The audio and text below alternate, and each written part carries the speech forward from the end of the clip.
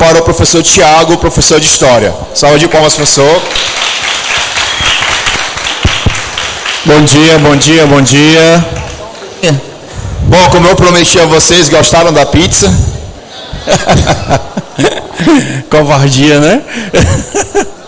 Certo, um pouco mais para trás. Vai me orientando aí que a gente vai chegando no consenso.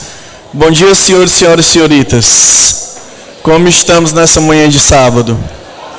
Que bom, né?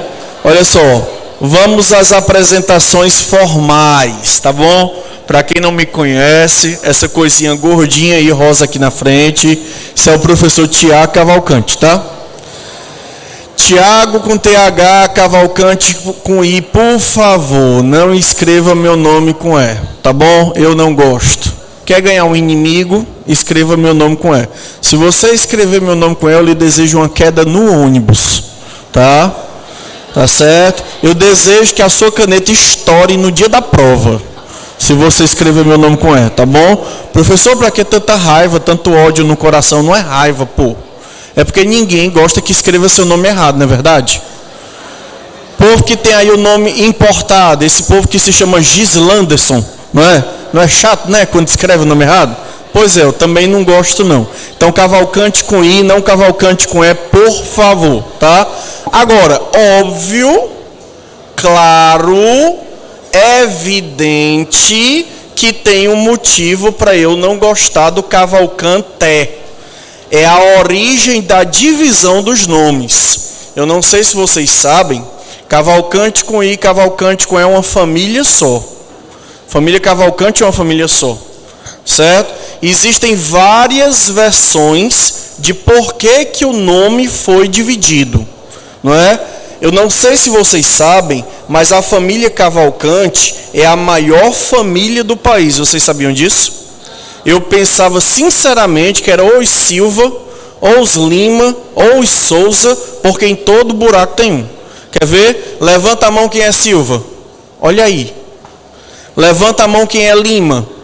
Olha aí. Levanta a mão quem é Souza.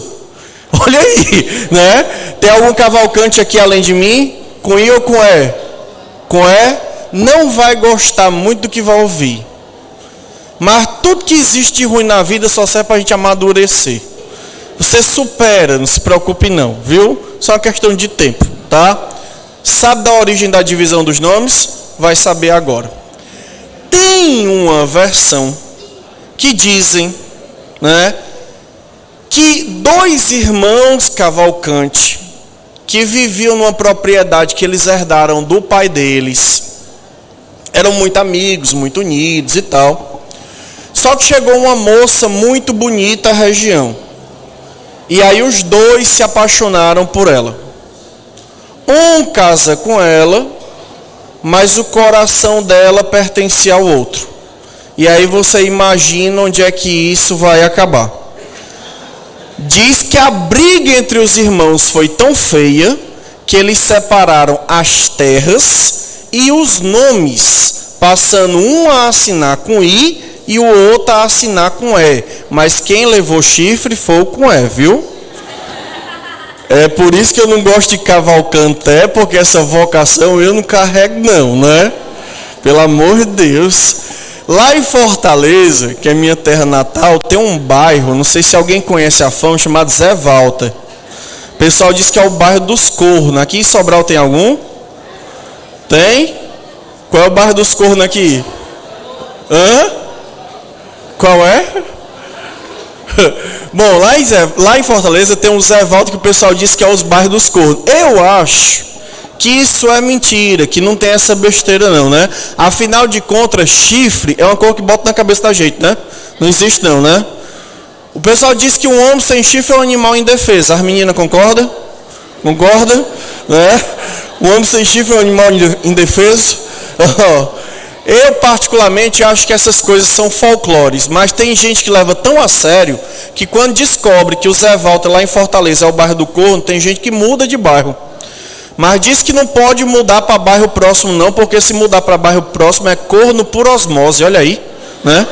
Que absurdo, né? Eu particularmente acho que é folclore, invenção, mas o pessoal que entende desse negócio de chifre diz que no Zé Walter tem tanto corno que se um dia chover argola, não cai uma no chão. Fica todo pendurado na cabeça do pessoal. Mas eu acho que é brincadeira, tá?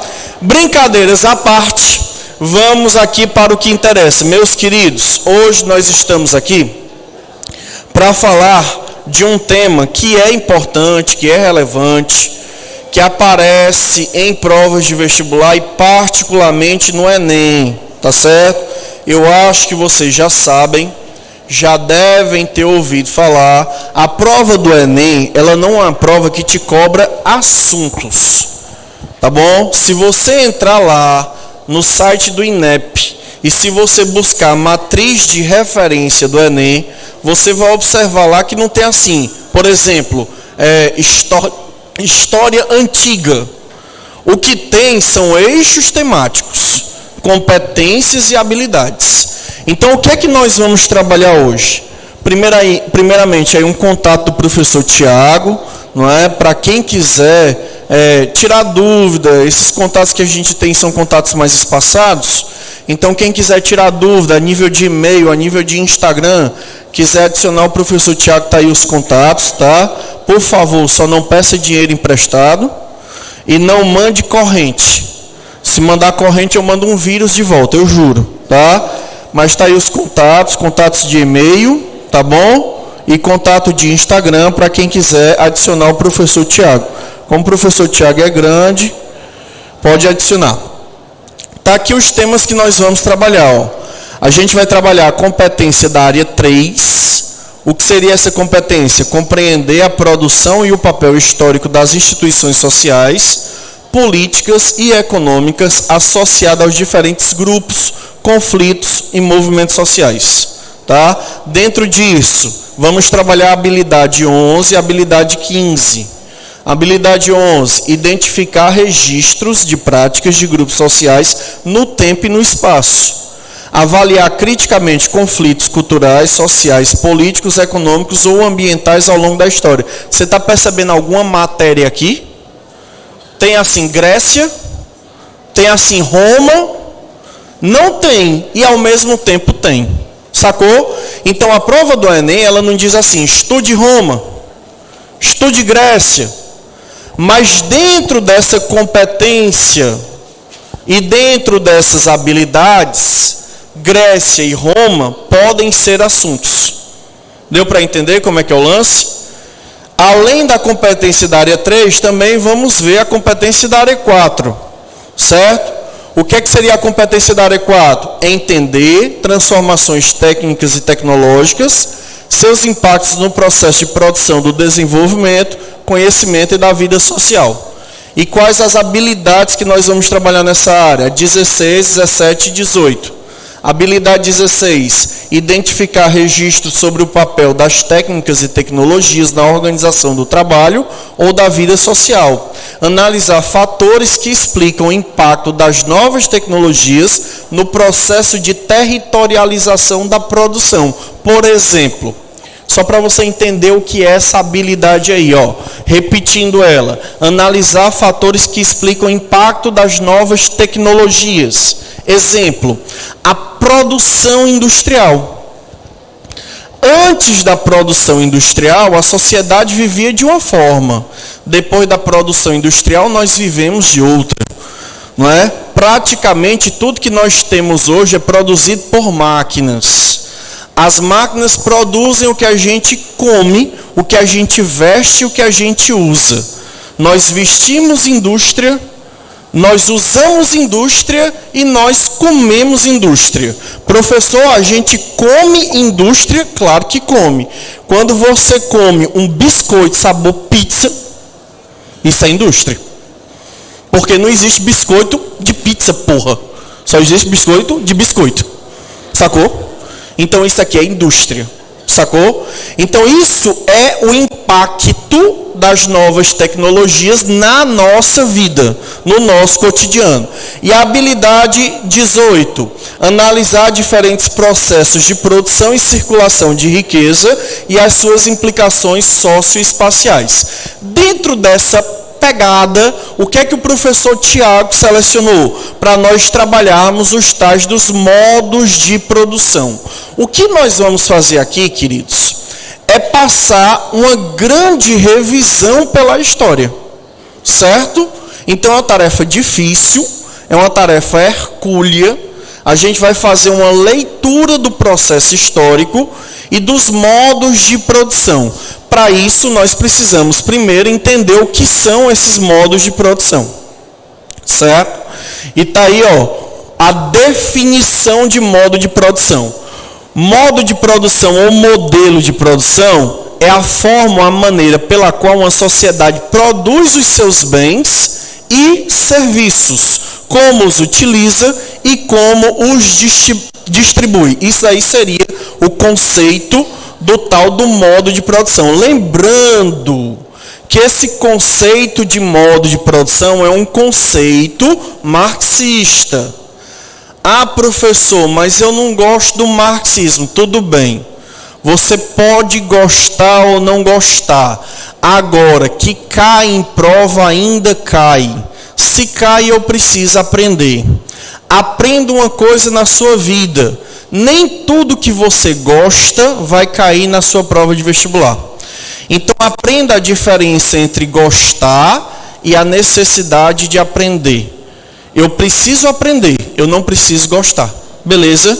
Então, o conceito de modo de produção ainda é um conceito que cai, ainda é um conceito que é lembrado e ainda é um conceito necessário. Tá? O modo de produção na perspectiva marxista é isso, é a maneira pela qual uma sociedade, uma determinada sociedade, produz os seus bens e serviços. Aquilo que ela utiliza, como utiliza e como distribui. Tá? Esse conceito ele é formado por duas coisas. Primeiro, as forças produtivas e as relações de produção.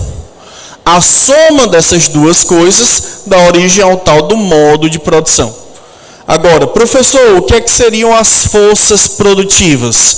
Forças produtivas são, por conseguinte, os elementos que o homem transforma através do trabalho para gerar os bens de que necessita para a sua subsistência.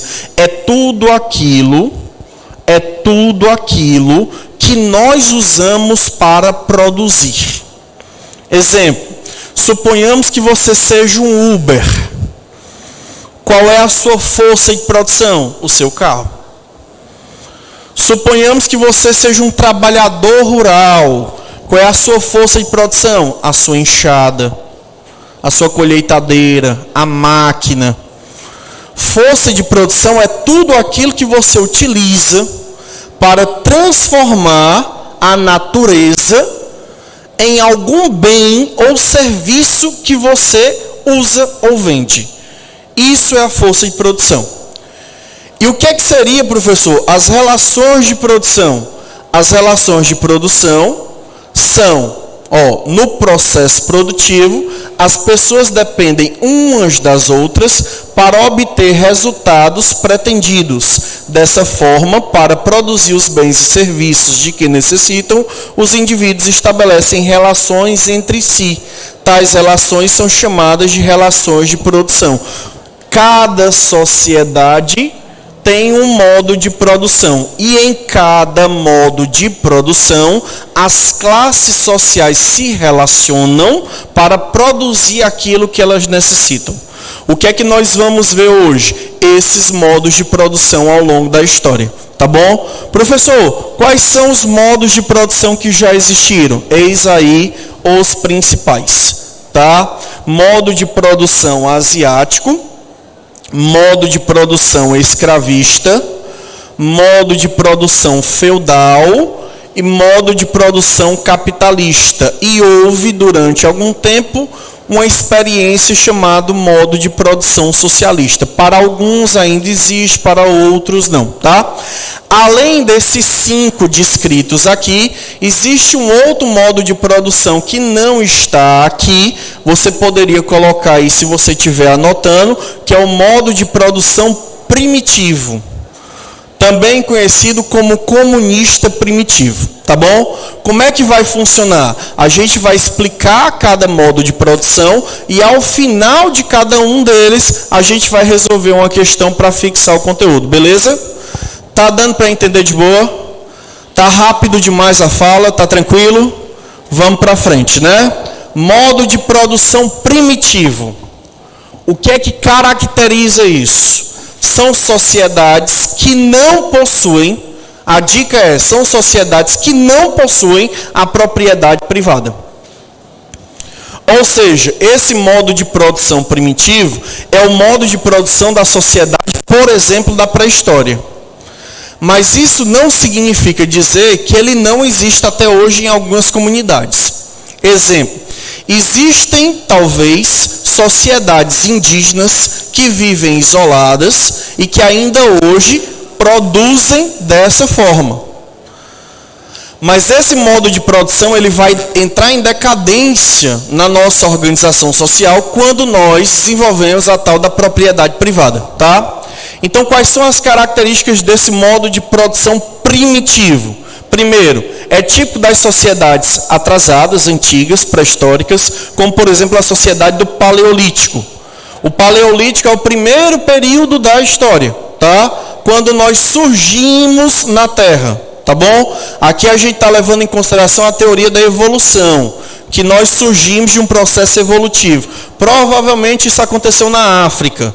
Ninguém sabe dizer ao certo quando, só existem estimativas. Mas esse período é o período mais longo da nossa existência no planeta. A palavra paleo significa velho. E a palavra litos significa pedra. Então, idade da pedra velha, idade da pedra antiga ou idade da pedra lascada. Seria o nosso primeiro período.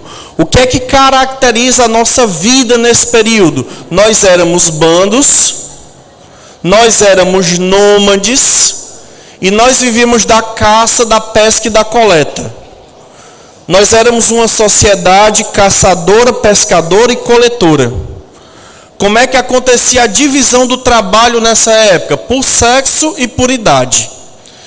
O que é que cabia a todos os homens? Caçar, pescar e coletar. O que é que cabia a todas as mulheres? Tomar conta das crianças e cuidar da alimentação.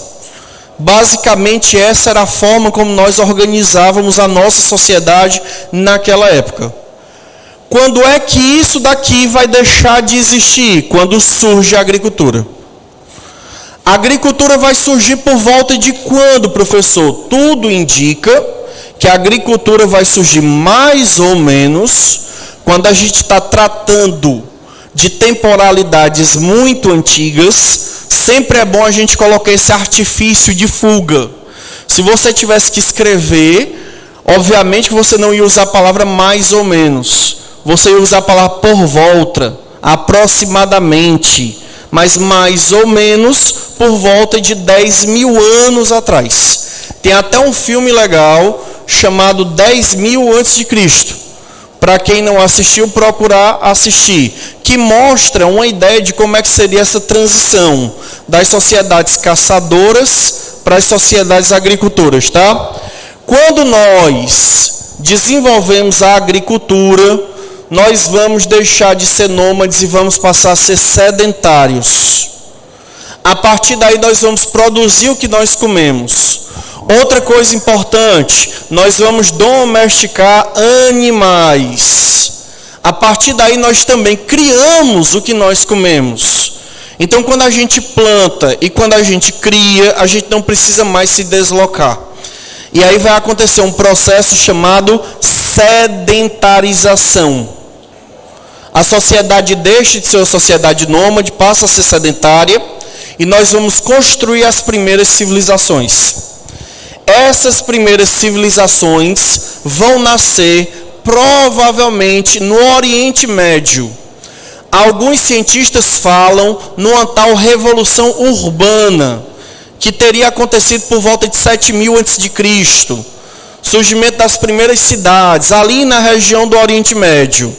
E aí, a necessidade da agricultura vai fazer com que essas civilizações se desloquem para próximo dos rios, que vai dar origem ao próximo modo de produção que a gente vai ver, que é o modo de produção asiático, tá? Mas antes de ir para o modo de produção asiático, vamos para uma questãozinha sobre o modo de produção comunista primitivo. Essa questão está aqui, gente, não está aí no teu material, tá? A gente vai fazer ela aqui, tu acompanha a leitura, mas no teu material tem muitas questões também sobre esse assunto. E esse slide eu vou ver se eu deixo com o Fernando para disponibilizar para vocês. Então acompanha aqui, ó. A base da propriedade era comunitária. Aqui já vai a primeira dica. Se a propriedade é comunitária, significa que ela é comum a todos. Se ela é comum a todos, ela não é privada. Ponto. Se ela não é propriedade privada, não pode ser mercantilista, não pode ser feudal. Só pode ser ou primitivo, ou asiático, ou socialista. Mas aí ele vai, ó, continua. Logo, somente dessa forma seriam superadas as dificuldades decorrentes da precariedade dos instrumentos de trabalho. Aí eu já tiro o socialista, que já vai ser na época moderna. Fica aqui o asiático e o comunista primitivo. Continuando. A superação das hordas ou tropas coletoras possibilitou a formação de novas coletividades, isto é, os clãs, nos quais os indivíduos estão unidos por laços de parentesco. Aí já tira o asiático, porque o asiático tem a figura do Estado, o Estado todo-poderoso na figura do faraó. Então já está fora, mas ele dá outra dica lá na frente, ó. E dividem o fruto do trabalho de forma igualitária, já tira o asiático de novo, que a produção é voltada para o Estado, e com pouca possibilidade de acumulação de bens e de formação de propriedade privada, em função da pequena produção. Aí já tira o asiático novamente, nós temos aí a resposta, que seria o tal do comunismo primitivo. Então esse é o nosso primeiro modo de produção, comunista. Tudo era coletivizado, tudo era produzido por todo mundo. Qual é o nosso segundo modo de produção? Asiático. Aonde é que esse modo de produção vai surgir? Numa região chamada crescente e fértil. Que região é essa do crescente e fértil? Essa daqui, ó. Essa daqui. Por que essa região é chamada de crescente e fértil? Porque o desenho que ela forma é o desenho de uma lua crescente. Olha só aqui, ó. Parece com a lua crescente. É formada pelas regiões do Egito e também da Mesopotâmia.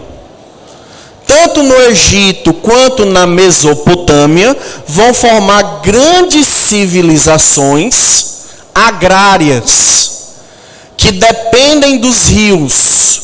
No caso do Egito é o rio Nilo. E no caso da Mesopotâmia são dois, é os rios Tigres e Eufrates, tá? Além do Egito e da Mesopotâmia, tem duas outras civilizações agrárias importantes.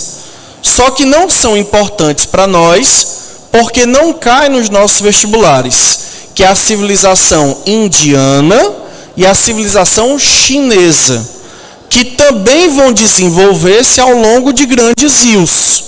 Os indianos vão se desenvolver ao longo do rio Ganges. E os chineses ao longo de dois rios. Vou exercitar o meu chinês aqui. O Huanghu e o Yangtze. Huanghu azul e Yangtze amarelo. Os rios azul e amarelo. Agora, como esses povos não caem no nosso vestibular, a gente não precisa se preocupar muito. Perguntinha, alguém aqui pretende fazer o S? Levanta a mão quem pretende. Na US, uma vez caiu China antiga. Mais uma vez. Faz 18 anos que eu dou aula de pré-vestibular. Então eu acho que não é um assunto tão prioritário. Mas para quem tem curiosidade, vale aí procurar, tá? Essas civilizações vão se desenvolver ao longo dessa região e vão desenvolver grandes obras hidráulicas. Para desenvolver essas grandes obras hidráulicas, presta atenção, vai haver a necessidade de um Estado forte. coisa que no modo primitivo não precisava. Então o Estado vai surgir aqui como forma de organizar o trabalho da galera, através de um modo de produção chamado de asiático ou coletivo.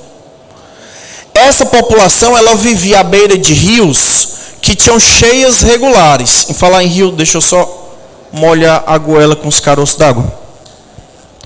Essas cheias regulares que existiam nesses rios ultrapassavam o leito e fertilizavam as margens. Quando o rio voltava para o seu leito normal, essas margens fertilizadas eram utilizadas pela população para fazer agricultura. Acontece que muitas vezes a cheia não vinha no período esperado. Às vezes a cheia vinha forte demais. Às vezes havia seca. Então houve a necessidade por parte da galera de organizar o trabalho para construir canais que levassem água até as plantações, para construir barragens para armazenar água, para construir diques para impedir que a água do rio invadisse a plantação. Então tudo isso necessitou da criação de um poder forte. E é aí que surge a figura do Estado. E não é qualquer tipo de Estado, é o chamado Estado teocrático. O que é um Estado teocrático? Teo significa Deus e crático significa governo. Portanto, governo de Deus ou governo divino. No Egito e na Mesopotâmia, os governantes eram vistos como deuses ou representantes deles. Professor, que povo abestado. Como é que acredita que um homem daquele era Deus? Meu amigo, o povo acredita em besteira até hoje. Tem gente que desemborca chinela. Tem gente que tem medo de passar embaixo de escada. A melhor de todas. Tem gente que quando está sentado no chão e o outro passa por cima, quase que entra em pânico. Ei, me desenguiça, senão não vou crescer.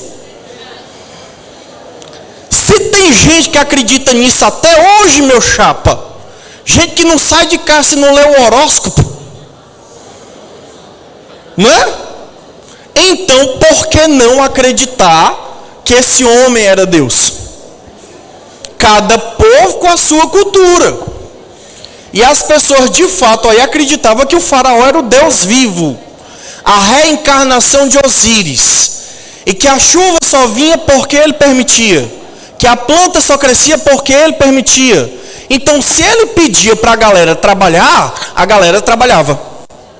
E através desse Estado todo-poderoso, essa sociedade vai construir coisas impressionantes como essa. Eis aí o complexo de Gizé ou Gizé, com as grandes pirâmides, Quéops, Kéfera e Miquerinos. A grande pirâmide de Quéops é um negócio impressionante. Estamos falando de um monumento feito pela mão humana há mais de 2000 anos atrás e que possuía 140 metros de altura, que foram necessários aproximadamente 100 mil homens durante 20 anos para produzir. E como é que você faz 100 mil homens durante 20 anos trabalhar? Com o Estado forte, com o Estado organizando o trabalho. Por isso que esse modo de produção, ele foi tão importante durante tanto tempo. Agora, presta atenção. O surgimento de um modo de produção desse não significa necessariamente a erradicação do outro. Então, o modo de produção asiático convivia com o modo de produção primitivo? Claro. Professor, e outros modos de produção vão surgir, mesmo existindo isso daí? Sim. Por exemplo, no Egito tinha escravidão? Claro. Mas o modo de produção das coisas, predominantemente, era o asiático, onde o Estado estava à frente da coisa. Tá bom? Deu para entender isso de boa? Vamos para uma questãozinha sobre o modo de produção asiático. Vamos lá. Dentro de uma certa visão de história chamada de materialismo histórico, modo de produção significou a forma como se organiza uma sociedade em função do conjunto das relações econômicas, mas também políticas e culturais, intimamente ligadas entre si, interferindo umas nas outras. Tem aqui a fonte, nunca deixe de ler a fonte. Muitas vezes na fonte tem a resposta da sua questão, tá? Aí ele pergunta no comando: o modo de produção asiático foi praticado nas civilizações da antiguidade. Civilizações da antiguidade, Egito e Mesopotâmia, tá? Portanto, marque a alternativa correta sobre essa relação de trabalho no Egito Antigo.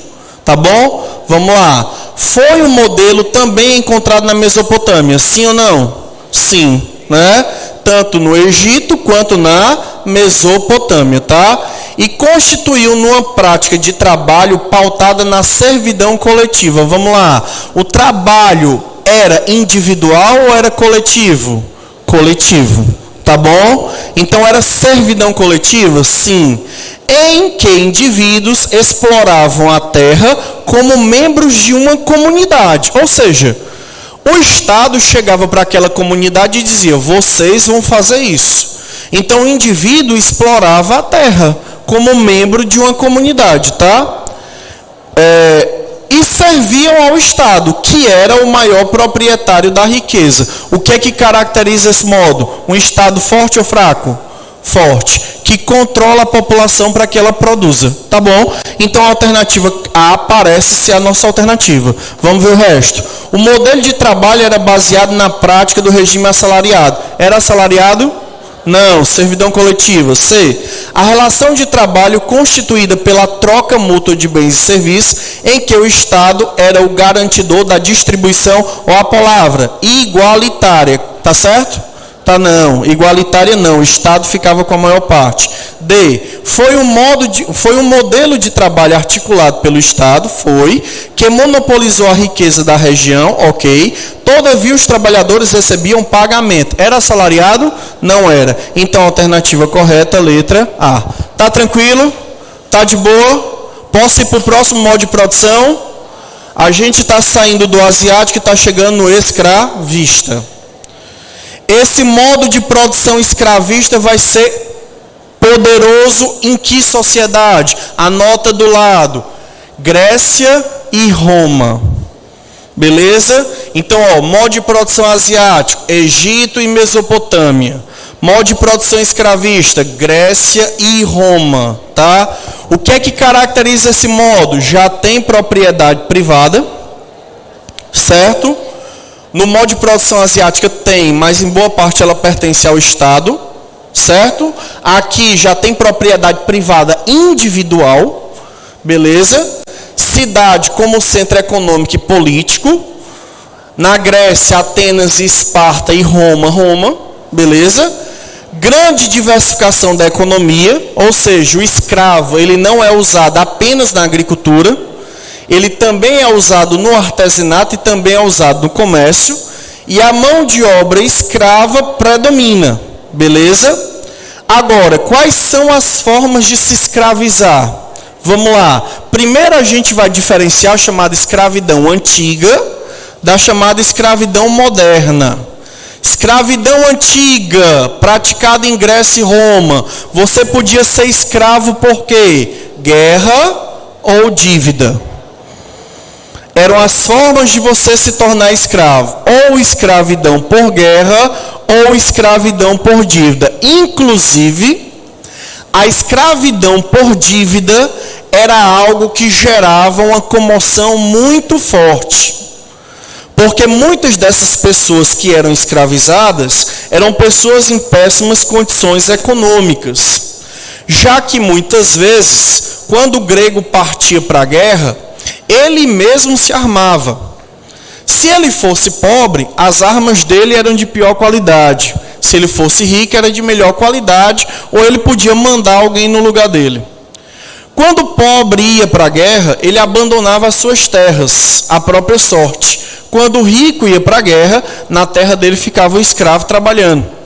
Quando o pobre voltava da guerra, a sua terra estava arruinada. Quando o rico voltava da guerra, a terra dele estava produtiva. Os pobres endividados, como forma de pagar sua dívida, acabavam virando escravos. Ou então davam um membro da família como escravo. Então a escravidão por dívida gerava muita polêmica, tanto na Grécia quanto em Roma. Tá certo? Na Grécia e em Roma, a escravidão por raça não era uma característica. A escravidão por raça é uma característica da modernidade, dos tempos modernos, que eu vou já falar, tá bom? Agora, guerra e dívida, muito comum. O que é que vai acontecer tanto na Grécia quanto em Roma? Com o passar do tempo, a chamada escravidão por dívida vai ser extinta. Quem é que vai extinguir a escravidão por dívida na Grécia? Esse cidadão aqui, ó. O solo, ele vai ser o responsável pelo fim da escravidão por dívida, tá? E quem é que vai extinguir a escravidão por dívida em Roma? Essa lei, ó. Essa lei aqui vai ser a responsável ao fim da escravidão por dívida em Roma. Portanto, tanto na Grécia quanto em Roma, com o passar do tempo, a única escravidão permitida por guerra, tá? Escravidão por dívida vai ser abolida. Na Grécia com Solon e em Roma com a lei Licínia Sextia. Essa lei aqui vai ser fruto do combate entre patrícios e plebeus, porque muitos plebeus acabavam sendo escravizados por dívida. E na Idade Moderna, professor? Na Idade Moderna, a escravidão vai ser principalmente por raça. Aonde é que isso vai nascer? Isso vai nascer da colonização da América. Quando o europeu coloniza a América, ele vai encontrar aqui um terreno propício à prática da agricultura, principalmente da chamada plantation, do latifúndio. Acontece que essa prática ela exigia grande quantidade de mão de obra e a Europa não tinha braços suficientes. É aí que a instituição da escravidão nasce modernamente. Essa instituição da escravidão ela vai nascer modernamente no sentido de que o escravo cumpria na escravidão a vontade de Deus. Ou seja, quando o escravo vivia na África, ele vivia em pecado. Quando o escravo era capturado, antes dele entrar no navio negreiro, ele era batizado, recebia um nome cristão e vinha para a América. Chegando aqui, convivendo com os cristãos e com as práticas cristãs, ele tinha uma chance de salvação. Se ele ficasse na África sendo pagão, ele não teria. Esse é o entendimento que vai permitir modernamente o surgimento da escravidão. Esse tráfico negreiro, que alguns chamam de diáspora africana, vai trazer milhares e milhões de homens e mulheres para a América. Essas pessoas eram usadas nos mais variados trabalhos. Se engana quem acha que escravo só trabalha de forma brutal. Existiam diversos tipos de usos do escravo. Ele tanto era usado na agricultura, quanto era usado dentro de casa. Esse escravo de dentro de casa, ele era chamado de escravo doméstico, e a vida dele era um pouco melhor. Outra coisa, o escravo ele também podia ser usado na cidade. Na cidade, além de ser um escravo doméstico, ele também podia ter duas outras funções: ou ser um escravo de ganho, ou ser um escravo de aluguel. O escravo de ganho é aquele que exercia uma profissão remunerada.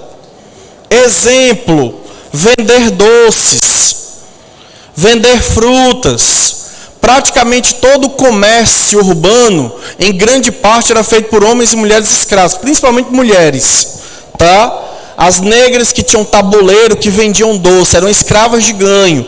Uma parte do que ela ganhava ficava com ela e uma parte era para o seu senhor. Assim ela podia comprar alforria, a liberdade dela. E também existiam os escravos alugados. Se você tivesse um escravo, você podia alugar. Eu não sei se aqui tem, mas em Fortaleza tem. nós temos uma biblioteca chamada Biblioteca Pública Menezes Pimentel, e lá tem uma seção de jornais antigos, jornais do século XIX, onde você lê a parte dos classificados e tem lá, eu alugo meu escravo fulano, ele é bom nisso, é bom naquilo, etc, etc. Tá? Então você podia alugar um escravo, tá certo? Outra coisa, se engana quem acha que escravo é aquele que sofre o tempo todo. Existiam condições dentro da escravidão boa. Eu vou lhe dar 2 exemplos de mecanismos que aliviavam a tensão dentro do sistema escravista. Por favor, anota aí. Primeiro mecanismo, brecha camponesa. Alguém já ouviu falar nisso? Brecha camponesa? Já ouviu falar? Anota aí, brecha camponesa. Como é que funcionava essa brecha camponesa? Olha para cá. Quando um senhor, ou um feitor, ou um capitão do mato, percebia que dentro da senzala se formava um casal, escravo era caro. Um escravo era vendido como uma peça da Índia. Uma peça da Índia era um negro jovem, entre 15 e 25 anos, em boas condições físicas e mentais. E geralmente era muito caro, preço de um carro popular em média. Portanto, se o senhor pudesse ter escravo sem precisar pagar, para ele seria excelente. E se um escravo se engraça com escrava, e se eles têm filho, eu vou ter escravos gratuitos, sem precisar pagar. Já que muitas negras, muitas vezes preferiam abortar, a dar à luz a filhos escravos. Muitas vezes elas se deitavam no chão e pediam para os homens chutarem a barriga dela, para elas expulsarem o feto, para que o filho não nascesse escravo. Tá?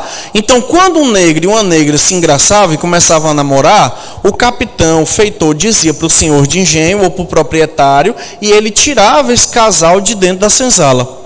Por que ele tirava esse casal de dentro da senzala? Porque a senzala é um ambiente de violência e promiscuidade sexual.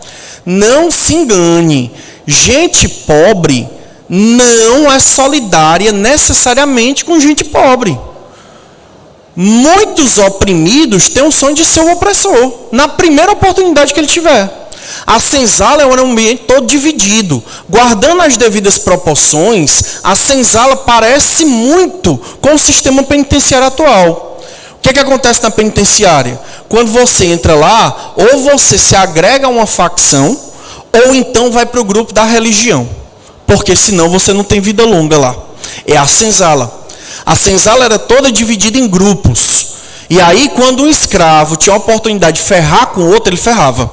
É por isso que eles dormiam acorrentados. Não pelo medo da fuga, e sim por medo de um matar o outro. Então, quando o senhor percebia que 2 escravos formavam um casalzinho, tirava eles de dentro da senzala, olha só, dava uma casa, geralmente dentro da fazenda, dava uma roça. O que eles plantassem e produzissem era deles. Eles podiam vender, pagavam uma taxinha para o seu senhor e o resto era deles. E eles tinham muito mais liberdade do que o escravo que estava dentro da senzala. Esse mecanismo chama-se brecha camponesa. É um mecanismo de aliviar a tensão do sistema escravista. O outro, anota aí, irmandades negras. Irmandades negras. Como o objetivo dos brancos era que o negro aderisse à sua religião, quando os negros formavam irmandades religiosas, os brancos davam certa liberdade a eles. Tá? Uma das irmandades de homens negros mais conhecida é a Irmandade de Nossa Senhora do Rosário dos Homens Pretos. Irmandade de Nossa Senhora do Rosário dos Homens Pretos. O que é que essas irmandades faziam? Festas. Em algumas ocasiões, essas irmandades, elas tinham o poder de libertar um escravo que estava aprisionado. Então, esses mecanismos davam um alívio na tensão do sistema escravista, tá? Então, esse modo de produção escravista é característico desse período, tanto da antiguidade quanto da modernidade, tá? Na antiguidade, Grécia e Roma, e na modernidade, América colonial, que é onde a escravidão vai ser mais forte, onde ela vai atuar. Dito isso, vamos para a questão. Indique quais das afirmações abaixo estão corretas. Item 1. No modo de produção escravista, o senhor tem a propriedade tanto dos meios de produção, da terra, das coisas, como sobre o próprio escravo e a produção por ele criada. Verdadeiro ou falso? Verdadeiro, né? O senhor é dono dos meios de produção e também é dono do escravo, tá bom? Item 2. Filósofos como Platão e Aristóteles condenavam veementemente a escravidão como algo indigno à condição humana. Vamos lá. Aristóteles e Platão são filósofos gregos, sim ou não? A Grécia é o local onde vai surgir a democracia, sim ou não? E vai surgir o racionalismo, sim ou não? Aí a nossa cabeça funciona como? Contra nós. Você pensa assim, bom, é uma sociedade democrática, é uma sociedade racional, obviamente é contra a escravidão. Não, não é. Não, não é. Isso é o problema de querer fazer prova de história por lógica. Tem muita gente que não estuda história e quer fazer a prova de história por lógica. Se a sociedade é democrática e racional, obviamente ela é contra a escravidão. Não, não é. Para os gregos, democracia e escravidão não eram antônimos, não eram antagonistas, tá? Tanto Platão quanto o Aristóteles são filósofos que pertencem a uma camada aristocrática. O Platão, ele tinha uma frasezinha onde ele dizia assim: pessoas sérias não conversam de assuntos sérios diante de pessoas comuns. Você quer algo mais aristocrático do que isso? Então eles pertenciam a uma camada de cima da sociedade e não aceitavam, por exemplo, a mudança do seu estilo de vida. Então para eles a escravidão era uma coisa normal. Inclusive, para esses filósofos, era a escravidão que permitia exatamente o desenvolvimento da filosofia e da política. Porque enquanto o escravo trabalhava, o homem estava livre para poder filosofar e para poder fazer política. Como é que é o nome desse conceito na Grécia? Ócio produtivo. Coloque aí. Ócio produtivo. Ócio produtivo. Enquanto o escravo trabalha, o homem livre pode fazer a filosofia e a política. Enquanto o escravo trabalha, o homem livre pode fazer a filosofia e a política. Item 3. Embora inicialmente os gregos usassem como mão de obra predominante a escravidão, à medida que criaram a sociedade, olha só, democrática, essa instituição foi completamente abolida. Não, a gente acabou de ver que eles achavam isso normal, democracia e escravidão. Item 4. O trabalho escravo estimulava a atividade produtiva e o progresso tecnológico. Me diz uma coisa, qual é o tipo de estímulo que um escravo tem para trabalhar? Nenhum. Então o trabalho escravo não estimulava a atividade produtiva, tá bom? Então a única alternativa correta, a 1. Beleza? Então marca aí, apenas o item 1. Vamos passar para o modo de produção feudal. Eu vou dar uma corridinha agora, porque ainda tem 3 modos de produção e nós temos aproximadamente 20 minutos, tá? Então vamos lá, modo de produção feudal, onde é que ele vai surgir? Idade Média, tá? Coloca aí, Idade Média. A Idade Média, século V ao século XV. Século V ao século XV. A Idade Média ela vai surgir a partir da queda do Império Romano Ocidental. 476 depois de Cristo, tá? E vai até 1453, ou pelo menos essa é uma das datas do fim da Idade Média. A Idade Média, tradicionalmente, ela é dividida em 2 fases. A Alta Idade Média, se tem uma alta, tem uma baixa. A Alta Idade Média, formação do feudalismo. E a Baixa Idade Média, declínio do feudalismo. Tá bom? Formação do feudalismo na alta e declínio na baixa. E o que é o feudalismo? É o sistema que vai existir na Idade Média. É um sistema político, econômico, social e cultural. Tá bom? Quais são as influências desse regime feudal? Tanto as dos romanos quanto as dos germanos. Por exemplo, em que os romanos ajudaram o feudalismo? nos laços de clientela, que é a relação de dependência entre servos e senhores, na relação de colonato, que é a fixação na terra da origem da servidão. O servo na Idade Média é o colono romano, tá bom? As vilas, que parecem os feudos, e a igreja católica, que existia em Roma e vai existir na Idade Média. Qual é a influência dos germanos? Comitatos, que é a relação de fidelidade entre o chefe e o guerreiro, que parece com um pacto de sucessania e vassalagem. Subsistência, que é a cultura voltada para o próprio consumo. Uma economia agropastoril e o direito baseado nos costumes. Tudo isso é herança que romanos e germanos vão deixar para a Idade Média. Sociedade. Como é que essa sociedade se organizava e como é que esses feudos se organizavam? O feudo é a principal instituição de produção nesse modo de produção, tá? Como é que o feudo se dividia? Manso senhorial. O que era o manso senhorial? As melhores terras pertencentes ao senhor feudal. Depois, o manso servil. As piores terras ocupadas pelos servos, mas pertencentes ao senhor feudal. Além dessas, as terras comunais, que eram locais de pasto, área de floresta, área de caça, tá? Como é que essa sociedade se organizava? No topo dela, clero. Depois, os nobres. Depois, os servos. Como é que essa sociedade se relacionava? De duas maneiras. Relações horizontais, relações verticais. Relações horizontais, classes sociais semelhantes. Exemplo de classe social semelhante: clero com clero, nobre com nobre, servo com servo. Por que essa relação é horizontal? Porque não tem desnível. Relações verticais, classes sociais diferentes. Clero com servo, nobre com servo. Essa relação era baseada em quê? Imposições. Quais eram os principais impostos? Estão aqui eles, ó.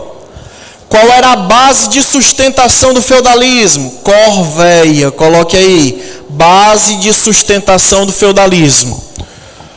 O que era essa tal dessa corvéia? Quem trabalhava nessa sociedade era o servo. O servo trabalhava nas suas próprias terras para sobreviver, e ele tinha que sair das suas terras e trabalhar nas terras do seu senhor. Esse trabalho gratuito, sem receber nada, é que é chamado de corvéia, que é a base de sustentação do feudalismo, tá?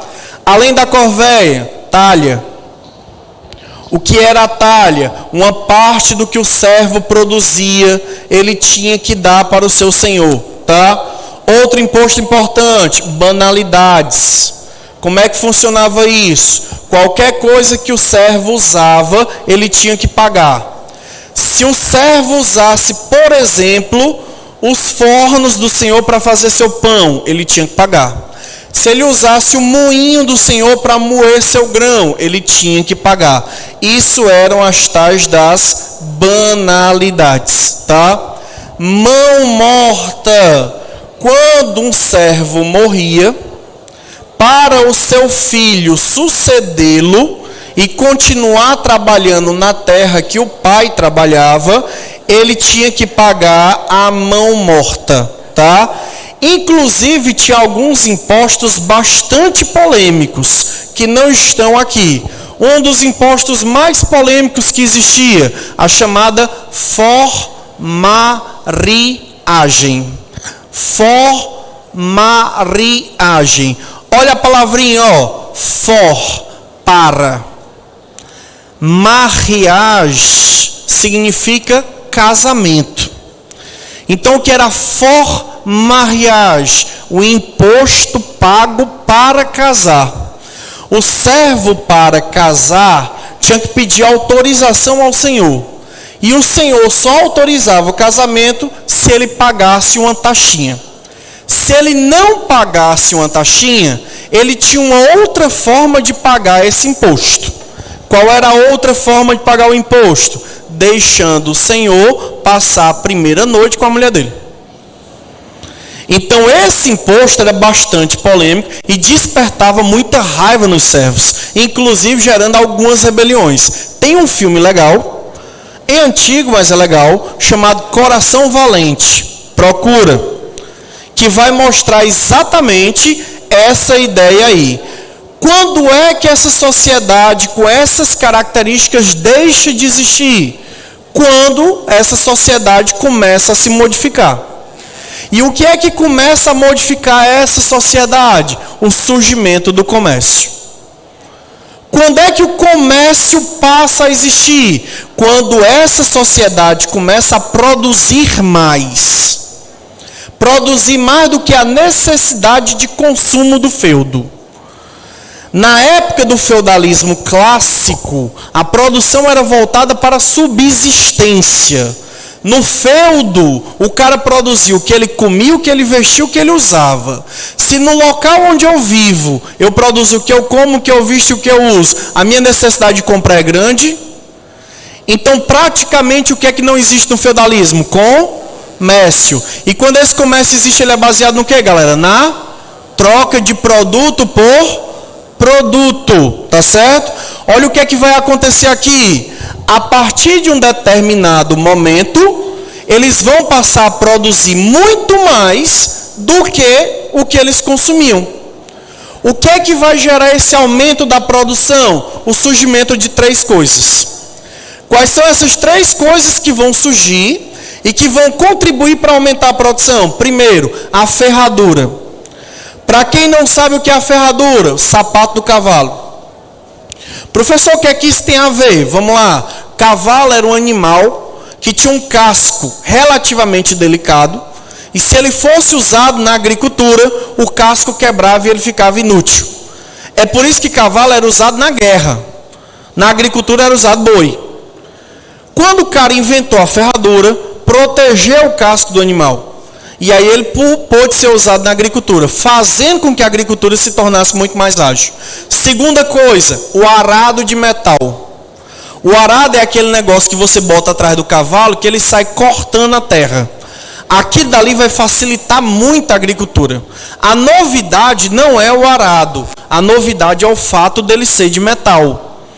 Arado de metal era raro, porque metal era caro e era usado para fazer arma, tá? Terceira novidade, o moinho.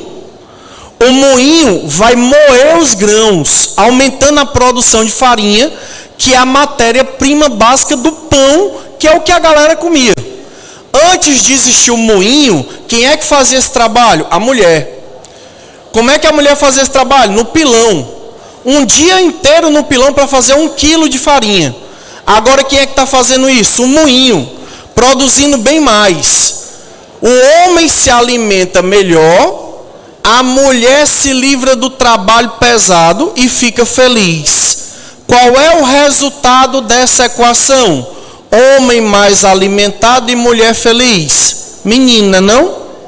A negada entrava em casa 6 horas da noite, saia 6 horas da manhã. Você acha que eles iam fazer o quê? O cabo mais disposto, a mulher feliz. Menino, queira ou não queira, ainda é videogame de pobre, não? Minha filha vem aqui, pega aqui no joystick, ó, a população medieval aumentou, tá? Com o aumento da população medieval e com o aumento da produção, vai surgir o comércio, vão surgir as cidades, como essa que você está vendo aqui. E com o comércio e as cidades, essa sociedade vai se modificar, tá? E aí surge um novo modo de produção, onde a riqueza agora não é mais a terra, a riqueza agora é o dinheiro. E aí que surge esse modo de produção capitalista, tá bom? Para cá, uma questãozinha sobre o modo de produção feudal. Eu vou logo para o gabarito, porque a gente tem 15 minutinhos para explicar 2 modos de produção importantes, que é o capitalista e o socialista. Então vamos para o gabarito. Aqui ele pergunta, ó, o modo de produção que se desenvolve e atinge seu apogeu na Alta Idade Média, era onde a sua riqueza era baseada no quê? No dinheiro ou na terra? Terra. Então, ó, a única frase que está falando disso, não havia senhor sem terra, nem terra sem senhor, tá bom? Modo de produção capitalista, quando é que ele surge? Final da Idade Média. Até onde ele dura? Até hoje. Então esse modo de produção que vai surgir no final da Idade Média e vai durar até hoje, ele vai se dividir em fases, tá? Quais são as principais fases desse modo de produção? Primeiro, o chamado capitalismo comercial. Esse capitalismo comercial ele vai existir de quando até quando? Século XV ao século XVIII. O que é que significa capitalismo comercial? Ele também é chamado de mercantilismo. A riqueza está no comércio. A produção da riqueza é o comércio, tá? Os países capitalistas estão explorando o seu comércio como forma de gerar riqueza. E o que é comercializado, professor? Ou produtos retirados da natureza, tipo, por exemplo, as especiarias, ou produtos como a cana-de-açúcar, tá bom? Que era retirado das colônias. Isso vai existir até onde, professor? Século XVIII. O que é que vai acontecer no século XVIII que vai mudar essa realidade? Surgimento da indústria. Onde é que a indústria vai surgir primeiro? Inglaterra. Por volta de 1760, vai acontecer a tal da Revolução Industrial, e com a Revolução Industrial as coisas vão se alterar profundamente. Nós passamos a produzir as coisas usando máquinas. A partir daí, a indústria vai vencer e a vitória da indústria vai trazer grandes novidades para a nossa sociedade. Esse modo de produção industrial vai dar origem à primeira fase do capitalismo, tá?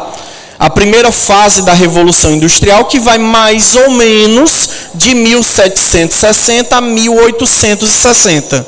A partir daí nós começamos a segunda fase, que é o chamado capitalismo monopolista. Tá? Esse capitalismo monopolista, ele começa por volta de 1860 e vai entrando pelo século XX. No século XX, além do capitalismo ser monopolista, o que é que significa capitalismo monopolista? Grandes empresas. É só você botar na sua cabeça, ó, olha como é fácil. Primeira revolução industrial, não existem grandes empresas. Segunda, grandes empresas. Fácil. Primeira revolução industrial, pequenas e médias empresas, geralmente familiares, aquele negócio, fulano e filho, cicrano e irmão. Segunda revolução industrial, Ford, Shell, Volkswagen, IBM, McDonald's. As grandes empresas são da segunda revolução industrial, capitalismo monopolista. Quando é que esse capitalismo se torna financeiro? Quando os bancos entram na parada. Professor, a partir de que momento os bancos começam a se tornar algo importante? Daqui para frente, ó. Os bancos, eles vão se tornar os grandes agentes de desenvolvimento. As empresas são tão grandes que elas precisam de grande volume de recurso. E aí os bancos vão se tornar os grandes financiadores. Então esse modo de produção capitalista vai gerar uma coisa que é a divisão entre capital e trabalho. E essa divisão entre capital e trabalho, segundo alguns analistas, vai fazer com que a camada trabalhadora se torne explorada. E com a exploração da camada trabalhadora, vão surgir as ideias para mudar esse modo de produção. E aí que surge o tal do modo de produção socialista. Tá? Vamos entrar no modo de produção socialista para a gente encerrar. Eis aqui a questão sobre o modo de produção capitalista. Tá bom? Aqui eu só queria chamar a atenção de uma coisa, tá? Essa questão aqui, ela não é estilo Enem, o objetivo era mais trabalhar o modo de produção, tá bom? O Enem não cai esse tipo de coisa, ó, 01, 02, 04, 08, 16, mas aqui eu quero chamar a atenção de uma coisa, todos os itens aqui são corretos, certo? Às vezes essas questões são adaptadas e em vez de 01 aparece 1, 2, 3, 4, 5. E vocês têm um problema muito grande em marcar todos os itens como correto e todos os itens como falso. Eu queria chamar a atenção dessa coisa. Porque apesar disso não cair no Enem, cai em outros vestibulares que vocês fazem. E aí vocês têm esse defeito e têm esse problema de marcar todos os itens como correto e todos os itens como falso. Deixa eu te dizer uma coisa. Por que tu tem esse medo tão grande? Por causa do teu ensino fundamental e do teu ensino médio. No teu ensino fundamental e no teu ensino médio, tu priorizava as matérias que tu achava mais difíceis, tipo física, matemática. Aí tu não estudava história. Aí chegava na prova de história, aí tinha lá os itens de VOF, lembra? Aí o professor, para não te dar todos os itens, né? Porque ele sabe que tu não estudou, aí vai botar tudo V ou então tudo F, não é verdade? Lembra disso?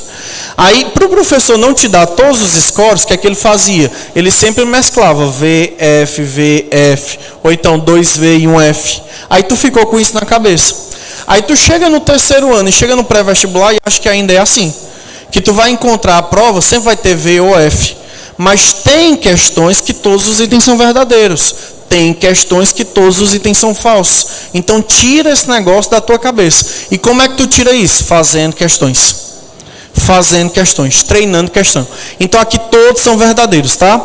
E o nosso último modo de produção, socialista, quando é que ele vai surgir? Na teoria, bote aí, na teoria em 1848. Na teoria, tá? Com o lançamento do Manifesto do Partido Comunista, tá bom? E na prática em 1917, com a Revolução Russa, tá certo? Qual é a ideia desse modo de produção? O Estado passa a controlar tudo, beleza? O Estado controla tudo e o Estado vai fornecer para a sociedade o que ela precisa. Qual é a característica do modo de produção capitalista? Estado mínimo. O Estado não te fornece tudo. O Estado não é tua babá. Então, por exemplo, no modo de produção capitalista, de quem é a responsabilidade pela educação? Sua. Quer ter uma educação boa? Pague. Não tem dinheiro? Arrume um emprego. O dinheiro do meu emprego não é suficiente? Arrume 2. Se mesmo assim não for suficiente, arrume 3. Para que você quer dormir? Não precisa dormir. Se não tem dinheiro suficiente para pagar, mesmo assim, contente com um custo mais barato. Esse é o pensamento do Estado mínimo. O Estado não é a tua babá. O Estado não tem que te fornecer as coisas. Teoricamente, isso é só teoria no modo de produção socialista. O Estado te fornece tudo. O Estado te fornece a tua saúde, a tua educação, a tua segurança, o teu lazer, o teu transporte. Se o Estado te fornece tudo, qual é a tua necessidade de comprar? Nenhuma. Se tu não tem necessidade de comprar, para que tu precisa de tanto dinheiro? Então não precisa. Então os salários no socialismo seriam baixos. Outra coisa, não existiriam grandes diferenças salariais. No socialismo, salário de um médico e de um pedreiro, basicamente igual. Por quê? Porque o que importa é a função, não o título. Um médico não sabe construir uma casa e um pedreiro não sabe operar, então os dois são importantes. Cada um na sua função. Então a diferença salarial entre eles não seria grande, tá? Quando toda a sociedade tivesse consciente do seu papel, aí o Estado deixa de existir e nós iríamos para um comunismo, que é uma sociedade sem Estado. Então, como é que seria a transição do socialismo para o comunismo? Capitalismo, socialismo, comunismo. Capitalismo, Estado mínimo. Socialismo, Estado máximo. Comunismo, ausência de Estado. Ausência de Estado. Como é que a sociedade se governa? Autogoverno. Autogoverno. Meus direitos terminam onde começam os seus. É basicamente a regrinha. Quando é que isso existiu no mundo? Nunca. Professor, então eu não posso chamar nenhum país de comunista? Não. Professor, chamar Cuba de comunista é errado? Erradíssimo. Professor, chamar a Coreia do Norte de comunista é errado? Erradíssimo. Professor, eu posso chamar de quê? Ditadura. Mas comunismo não. Comunismo é ausência de Estado. A regra é simples. Se tem Estado, não é comunista. E, por favor, nunca use essas duas palavras. Ditadura comunista. Porque ditadura é Estado máximo. Comunismo é ausência de Estado. Elas se anulam. Então, não se pode usar essas duas palavras juntas. Porque elas não existem. Não existe uma ditadura comunista. Não existe nem comunismo como mais ditadura comunista, tá? Então o socialismo seria isso, uma sociedade uma sociedade com o Estado máximo, onde o Estado fornece tudo para o indivíduo. E o comunismo seria a ausência de Estado. E aí a questão sobre o modo de produção socialista, tá? Quais das características abaixo podem ser atribuídas ao socialismo? Economia de mercado, capitalista ou socialista? Capitalista, tá? Tá fora. Economia planificada, vai. Propriedade coletiva, vai. Ditadura do proletariado, vai. O Estado controla tudo. Então a alternativa 2 foi, viu? O 3, economia planificada, ok. Propriedade coletiva, foi. Forte presença da iniciativa privada, falso. Iniciativa privada não existe no socialismo. Economia de mercado, falso. Então a única alternativa correta, 2. Perguntinha, valeu a aula? Valeu mesmo? Então olha só o recadinho, ó. Olha o recadinho, ó. Achei que a sua aula não valia a pena, mas valia, né? Valeu, tchau, tchau.